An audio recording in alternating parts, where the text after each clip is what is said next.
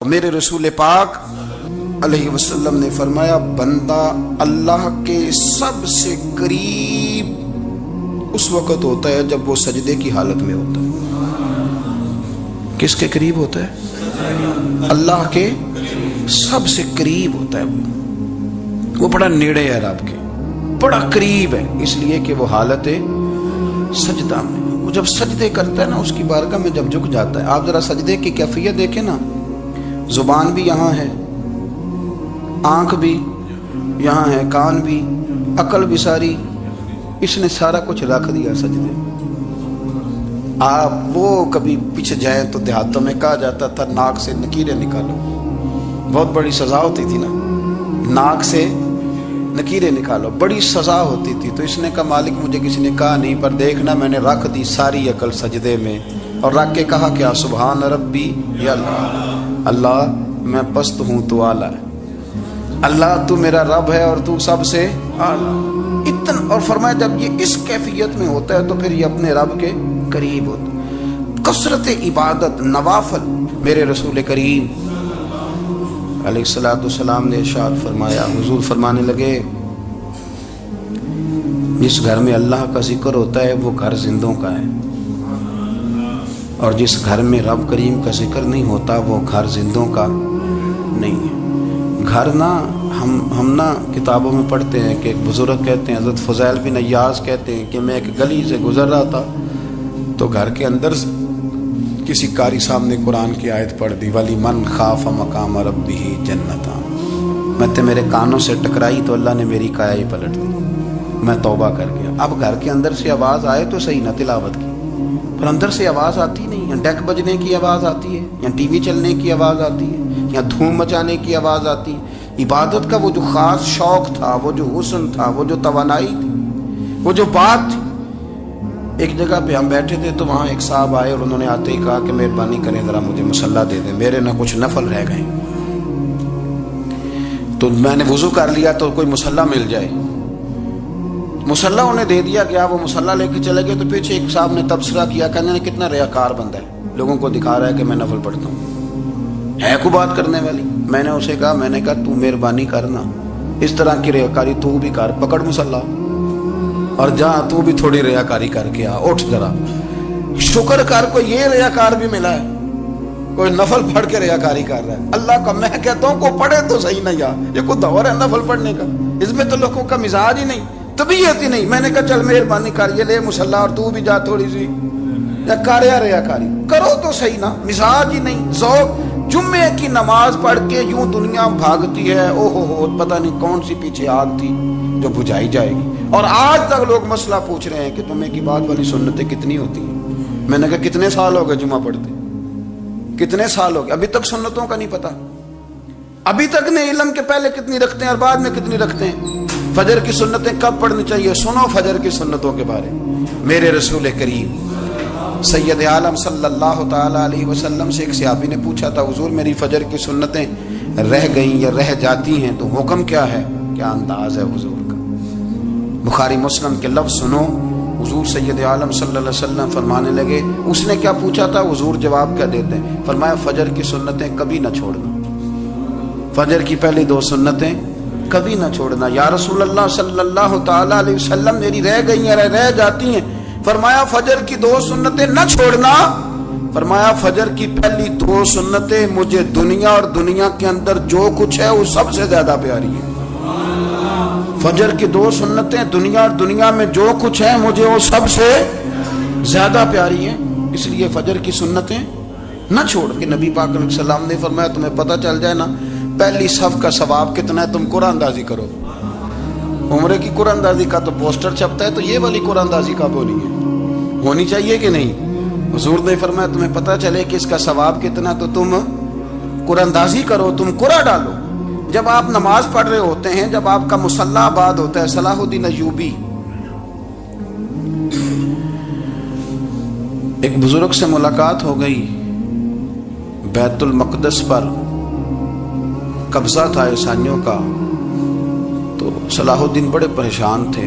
بابا جی کہنے لگے پتر کیا ہوا؟ کہنے لگے حضور پتہ چلا ہے دشمن کے دو بحری بیڑے اسلحہ لے کے آ رہے، مسلمان پہلے ہی کمزور ہیں، اور اب اگر 2 بحری بیڑے اور آ گئے تو حضور مسئلہ بن جائے گا۔ تو میں پریشان ہوں کہ کس طرح یہ کم مسئلے والی ہماری فوج ہے کیسے مقابلہ کرے گی۔ تو بابا جی کہنے لگے پتر اس طرح کرنا، آج رات تو بھی دعا کرنا اور میں بھی کروں گا، تو بھی دعا کرنا، آپ ناراض نہ ہونا، ہم تو پیروں والے ہیں، ہم تو پیروں کے نوکر غلام ہیں، ہمارا تو گزارا ہی نہیں، ہمیں تو ملتا ہے سارا کچھ وہاں سے۔ پر میرا سوال یہ ہے کہ تعویذ لینے جاتے ہو نفل کیوں نہیں پڑھتے؟ رات اللہ اللہ کیوں نہیں کرتے؟ یہ بھی تو ہمارے بزرگوں کا ہی طریقہ ہے، انہوں نے تو ہمیں سکھایا ہے۔ صلاح الدین ایوبی سے بزرگوں نے کہا کہ رات آج نا اللہ اللہ کرنا تو میں تیرے لیے دعا کروں گا، تو بھی دعا کرنا۔ تو بندہ جب دکھی ہوتا ہے تو سجدہ کرتا ہے تو پھر ہی تو مصلی بھیگ جاتا ہے، پھر ہی تو مزہ آتا ہے۔ سکھی بندہ تو کعبے جا کے نہیں روتا، دکھی تھے، تکلیف تھی تو سر رکھا سجدے میں تو تڑپ گئے۔ اور وہ بابا جی کہتے ہیں میں مسجد آیا تو صلاح الدین چیخے مار کے رو رہا تھا اور کہہ رہا تھا مالک میں کوئی اپنی شان کے لیے تو نہیں نہ لڑ رہا، اللہ کو میں کوئی قبضوں کے لیے تو نہیں لڑ رہا، مالک تیرے لیے لڑ رہا ہوں، مجھے بے آبرو نہ کرنا، میری مدد فرمانا۔ کہتے ہیں میں آیا تھا کہ مسجد میں دعا کروں گا، پر صلاح الدین ایوبی کو روتے دیکھا تو میں لوٹ گیا۔ تو سویرے صلاح الدین ملے تو بڑے خوش تھے۔ میں نے کہا پتر کیا ہوا؟ کہنے لگے حضور وہ بحری بیڑے 2 آ رہے تھے نا اسلحہ لے کے، دونوں ڈوب گئے پانی میں ڈوب گئے۔ تو بابا جی کہنے لگے صلاح الدین وہ پانی میں نہیں ڈوبے، وہ تیرے آنسوؤں میں ڈوب گئے، وہ غرق ہو گئے۔ وہ جو تو نے مسلح بات کیا تو وہ تیرے آنسوؤں میں ڈوب گئے، وہ غرق ہو گئے، وہ تباہ اتنے قیمتی تھے تیرے آنسو کے بہا لے گئے دشمن کے بحری بیڑوں کو۔ میرے بھائی ٹھیک ہو گیا جی، میرے عزیز سمجھ لیں اس بات کو ہمیشہ کے لیے، اور اس پر غور کر لیں اچھے طریقے سے کہ میرے رسول کریم سید عالم صلی اللہ علیہ وسلم نے نا ہماری توجہ دلائی، حضور نے ہمیں بتلایا، ہمارا ذوق بڑھایا عبادت کی طرف۔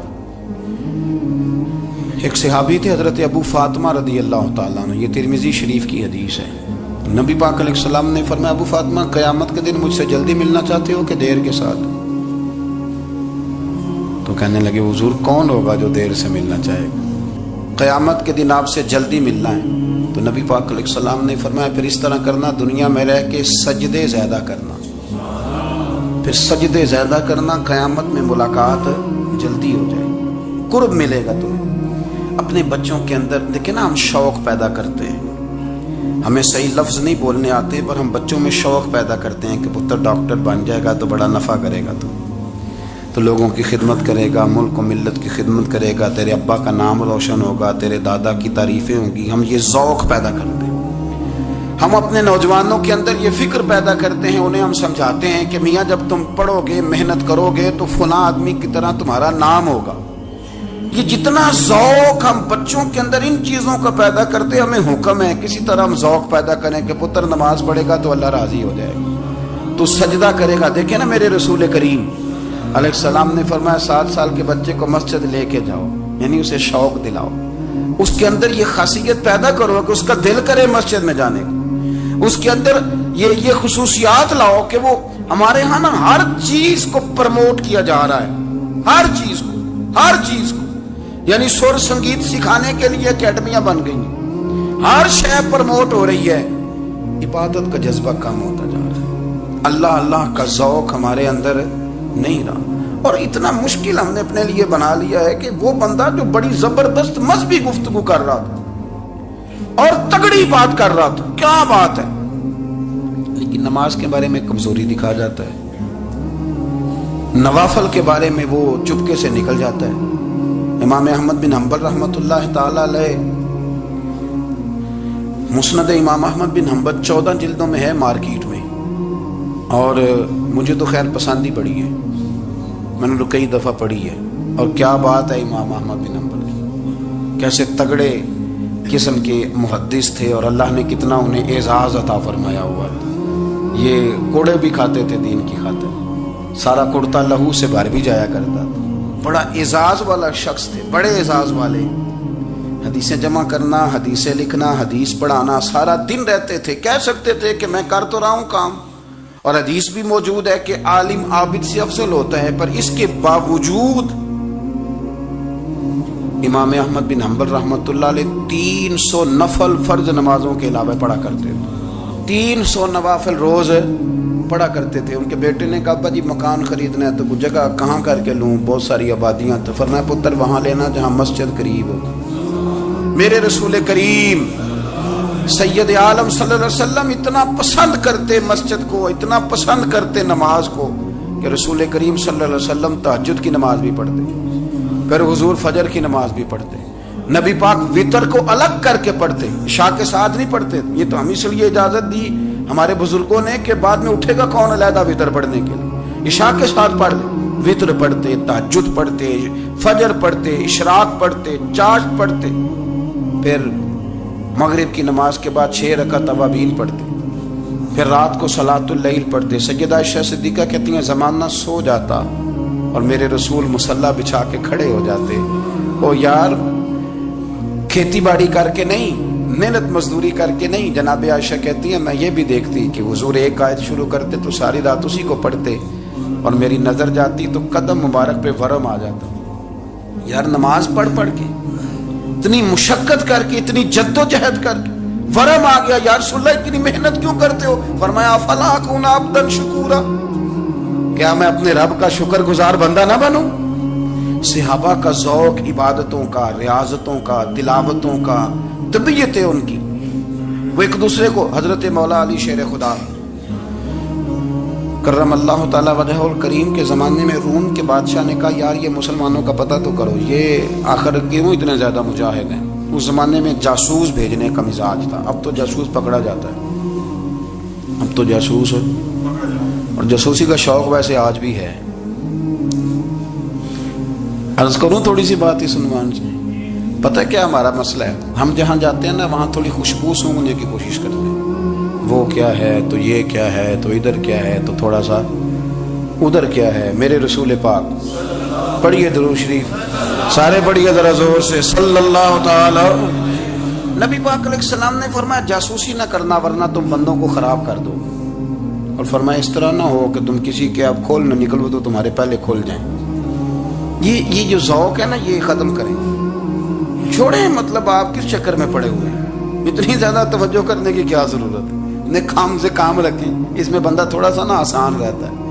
یہ جو بہت زیادہ ٹٹولنے والے لوگ ہوتے ہیں نا وہ بےچارے پھر عمر ٹٹولتے ہی گزار دیتے ہیں، اس لیے کہ مزاج ہی بہت پکا ہے، گوری کا منہ کھول کے اندر تک ہاتھ ڈالنا، تو پھر کئی دفعہ سامنے سے بچھو بھی لڑ جاتا ہے، خرابی ہوتی ہے۔ تو جاسوسی کی جاتی تھی، اس نے بھی جاسوس بھیجے، کیونکہ قبیلوں کے لوگ تھے، کچھ مسلم کچھ کافر، پہچانے نہیں جاتے تھے لوگ، تو کچھ لوگ اس نے بھیجے، انہوں نے آ کے نا تحقیق کی، ریسرچ کری کہ آخر ماجرا کیا ہے، تو واپس جا کے انہوں نے رپورٹ دی نا روم کے بادشاہ کو۔ اس رپورٹ کا ایک جملہ بڑا شاندار ہے، وہ کہنے لگا بادشاہ ہمیں مسلمانوں کی کوئی سمجھ نہیں آئی،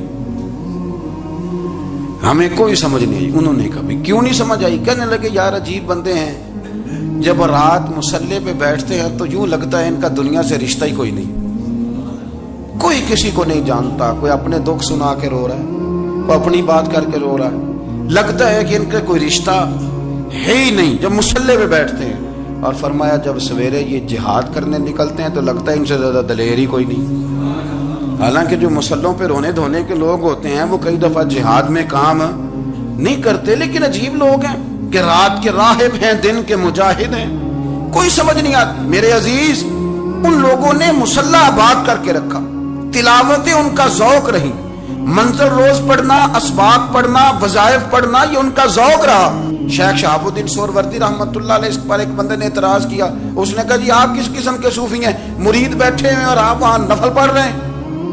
یہ بھی بڑا مسئلہ ہوتا ہے نا، جو بندہ ملنے آتا ہے وہ اپنے ٹائم کے حساب سے آتا ہے، اور اس کا یہ بھی خیال ہوتا ہے کہ پیر صاحب جو ہیں وہ چونکہ درویش ہیں تو نہ انہیں روٹی کھانی چاہیے نہ سونا چاہیے، چونکہ وہ درویش ہیں، اور ہم چونکہ درویشوں کے ماننے والے ہیں لہذا ہمارا یہ طریقہ ہونا چاہیے کہ جیسے ہم کہیں درویش ویسے ہی کر جائے۔ حالانکہ جس کو آپ درویش کہیں گے آپ اس کی مانیں گے، آپ منوائیں گے نہیں، ہمارا مزاج ہوتا ہے شیخ شہاب الدین پر لوگوں نے اعتراض کی، حضور لوگ ملنے آئے ہیں، زیارت کرنے آئے ہیں، یہ بندے دعا کرانے آئے ہیں، اللہ اللہ کرانے آئے، اور آپ نفل پڑھ رہے ہیں، کیا جملہ ہے، کیا حسن ہے، کیا خوبصورتی ہے۔ فرمانے لگے رب رسول سے مانگنے کے لیے مصلی بچھایا ہے، اگر وہاں سے مانگوں گا نہیں تو تمہیں دوں گا کیا؟ پہلے مجھے کچھ لے تو لینے دو، اگر میرے پلے کچھ ہے ہوگی تو آگے دوں گا نا۔ تو میں مانگنے گیا تھا کہ یا اللہ دے، تیرے بندے لینے آئے دے، تو میں کچھ لوں گا تو آگے دوں گا نا۔ لیکن ہمارا یہ سٹیٹس، یہ مزاج، یہ شعور نہیں ہے۔ گپیں، کہانیاں، داستانیں، گفتگو، خطابت، واز، کیا بات، لیکن اگر کچھ کرنے کا کام ہو تو وہ نہیں ہم سے ہوتا۔ میرے نبی کریم علیہ الصلوۃ والسلام نے مصلی سے دل لگانے کا درس دیا، حضور نے توجہ دلائی۔ صحابہ اس ذوق کے حامل لوگ تھے، وہ کوشش کرتے تھے۔ جناب صدیق اکبر رضی اللہ تعالیٰ عنہ کا عبادت کا مزاج ہمیشہ قائم رہا۔ حضرت عمر فاروق ساری رات اللہ کے حضور کھڑے رہے۔ حضرت عثمان غنی رضی اللہ تعالیٰ عنہ عشاء کی نماز پڑھ کے 2 رکعتوں کی نیت باندھتے تھے، 15 سپارے پہلی رکعت میں پڑھ دیتے تھے اور 15 سپارے قرآن مجید کے دوسری رکعت میں پڑھ دیتے تھے۔ آپ نے نا حضرت عمر فاروق کے وصال کے بعد ان کی ایک بیوہ سے نکاح کیا، حضرت عثمان غنی نے نکاح کیا۔ وہ خاتون آپ کے نکاح میں آئیں تو عرض کرنے لگی، امیر المومنین میرے لیے اعزاز تو بہت ہے کہ میں امیر المومنین کی بیوہ تھی تو امیر المومنین کی منکوحہ ہو گئی ہوں، لیکن حضور نہ تو میں جوان ہوں کہ میرے اندر رغبت ہوتی اور نہ میں اب اس قابل ہوں کہ کوئی خدمت کر سکوں، میرے ساتھ نکاح کی وجہ کیا بنی؟ تو عثمان غنی رو پڑے، فرمانے لگے میں نے عمر فاروق کو مسجد میں اپنے رب سے ڈرتے ہوئے دیکھا ہے، میں نے اسے روتے ہوئے دیکھا ہے، عدل کرتے دیکھا ہے، انصاف کرتے دیکھا ہے، امت کی خیر خواہی کرتے دیکھا۔ تمہارے ساتھ نکاح اس لیے کیا ہے کہ تم مجھے یہ بتاؤ کہ عمر فاروق گھر کے اندر اپنے رب کو کیسے راضی کرتے تھے، گھر کے اندر کیسے راضی کرتے تھے، وہ طریقے بتلاؤ، تم بتاتی جانا اور میں بھی اسی طرح گھر میں عبادت کروں۔ اپنا ذوق، اپنی طبیعت، ہم نے نا ذوق غلط بنا لیا ہے۔ اگر 20 بندے کہہ بھی دیں گے تو نے بڑی شاندار تلاوت کیا تو کیا اس سے بنے گا؟ 100 بندہ کہہ بھی دے تیری کیا بات ہے، کیا بات ہے نعت خان کی، کیا بات ہے علامہ صاحب کی، پیر صاحب کی، پیر مہر علی شاہ صاحب رحمت اللہ علیہ۔ آپ تشریف فرماتے تو آپ کے ایک ہی بیٹے بابو جی جن کو کہا جاتا ہے، جس دن صاحبزادے پیدا ہوئے تو خادم نہ وہاں سے نکلا۔ ان لوگوں کے شوق اور طرح کے تھے نا، تو ان کی توجہ بھی اپنے شوق کی طرف رہتی، تو خادم نکلا اندر سے، پیر صاحب مبارک ہو، پیر صاحب مبارک ہو، پیر صاحب مبارک ہو، پیر صاحب مبارک۔ وہ شور کر رہا ہے تو پیر صاحب کو وجد ہو گیا، اللہ اکبر، اللہ اکبر، اللہ۔ وہ کیا ہوا، کس بات کی مبارک دے رہے ہو؟ اس کی حضور اللہ نے بیٹا دیا ہے۔ تو آپ فرمانے لگے اچھا حضور آپ کیا ہوا، آپ تو پریشان ہو گئے۔ فرمانے لگے جب تو نے 3 دفعہ کہا نا مہر علی کو مبارک ہو، تو میں سمجھا تھا شاید تجھے کسی نے بتا دیا ہے کہ مہر علی سے اللہ راضی ہو گیا۔ میں سمجھا تھا کہ شاید تو یہ خبر لے کے آیا ہے کہ کسی نے بتایا ہے کہ مجھے آج خبر ملی ہے کہ مہر علی سے رب اچھا پتر ہوا ہے، الحمدللہ اللہ کا شکر ہے، پر میرے لیے مبارک کا دن وہ ہوگا جب میرا رب کہے گا کہ میں مہر علی سے راضی ہوں، میرے محبوب کہیں گے کہ میں مہر علی سے۔ آپ بات کو سمجھیں، شوق ہی کسی اور طرف تھا، دل ہی کہیں اور لگا ہوا تھا، طبیعت ہی کہیں اور مائل تھی۔ کوئی وظیفہ پوچھتے تھے تو پڑھتے تھے وہ لوگ، کچھ اللہ اللہ انہیں بتائی جاتی تھی تو کرنے کا ذوق رکھتے تھے، طبیعت تھی، قائل تھی۔ حضرت ربیع کہتے ہیں میں بڑی دور سے سفر کر کے گیا حضرت اویس کرنی سے ملنے، بڑی دور سے، اور جب میں پہنچا تو فجر کا وقت تھا، تو حضرت اویس کرنی کو میں نے پا لیا، تو وہ نماز پڑھ کے نا قرآن شریف لے کے بیٹھ گئے۔ فرماتے ہیں اشراق چاشت کا وقت ہوا تو نفلوں کی نیت باندھ لی۔ محدث ابن الجوزی نے لکھا ہے، فرماتے ہیں پھر جب زوال کا وقت ہوا تو مسجد میں جھاڑو دینے لگ گئے۔ زور کی نماز پڑھ کے تو عصر کی تیاری تک وہ مسجد میں بیٹھے رہے، اور میرے نبی پاک علیہ السلام نے فرمایا جو نماز کے انتظار میں بیٹھا ہو وہ نماز ہی میں ہے، وہ نماز ہی میں ہے۔ فرمایا میری دنیا، میری امت کی جو رہبانیت ہے نا وہ اتنی ہے کہ نماز کا انتظار کرے، اذان کے بعد نماز کا یہ راہب ہے، یہ اس وقت چھوڑ کے بیٹھے ہیں سارا کچھ۔ فرماتے ہیں عصر تک انہوں نے اللہ اللہ کی، پھر مغرب تک کی، عشاء کی نماز ہوئی تو نماز پڑھی تو وہ تھک گئے۔ اب مجھے وہ فارغ ہوں، مصلی چھوڑے تو میں ملاقات کروں نا۔ یہ آپ حیران نہ ہو کہ اتنی دیر بندہ کیسے اللہ اللہ کر، ہم نے کی نہیں نا اس لیے ہم پریشان ہیں. جو عادی ہوتے ہیں وہ کر بھی لیتے ہیں. وہ یہ کام، میری بات کی سمجھ آ رہی ہے؟ جب جاتے ہو کسی دفتر میں تو 8 گھنٹے کھڑے رہ لیتے ہو نا، مجبوری ہوتی ہے تو کھڑے رہا جا سکتا ہے. پاسپورٹ کے دفتر بولیے، امیگریشن کی لائنوں میں، اور میں نے تو امبیسیوں میں بندے 12 گھنٹے پہلے جا کے کھڑے دیکھے، رہ لیتے ہیں کھڑے. تو اگر ان کاموں کے لیے رہا جاتا ہے تو اللہ رسول کے لیے بھی کھڑے رہا جا سکتا ہے. تو فرمانے لگے کہ جب عشاء کی نماز کے بعد آخر انسان تھے، تھک گئے، نیند کا غلبہ ہوا، تو تھوڑی ایسے آنکھ بند ہوئی تو کھلی تو رونے لگے. حضرت ویسے کر دیا، رو کے کہنے لگے مالک مجھے غافل تو نہ کر، ابھی میں نے کیا بھی کچھ نہیں، دن ختم ہو گیا، کوئی نفل نہیں، کوئی اللہ اللہ نہیں، اللہ مجھے غافل نہ کر، میری مدد فرما. فرماتے ہیں جب وہ روئے تو میرے ساتھ جو شخص تھا، میں نے کہا اٹھو چلیں. کہنے لگا حضور ملنا نہیں. فرمایا جو میں لینے آیا تھا وہ مجھے مل گیا، جو میں ان سے سیکھنے آیا تھا وہ مجھے نصیب ہو گیا، اب اور میں نے کیا لینا، ختم ہو گئی بات، اٹھو چلیں.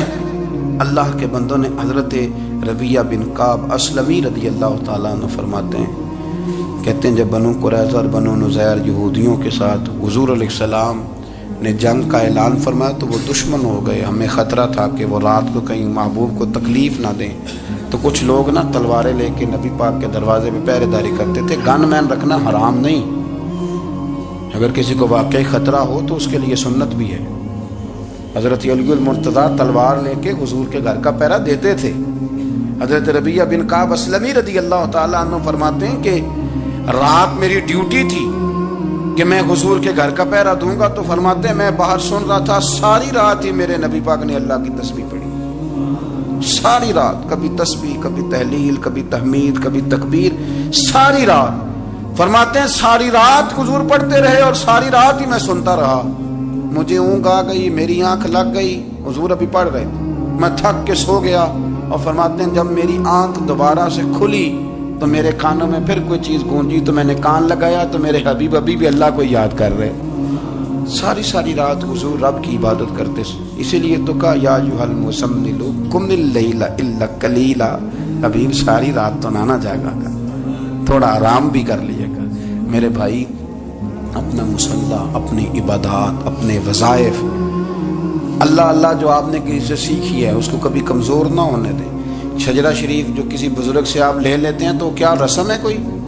اس پہ کچھ لکھا ہوتا ہے، وہ پڑھنے کے لیے دیا جاتا ہے. اس پہ لکھا ہوتا ہے کہ یہ اللہ اللہ آپ نے کرنی ہے.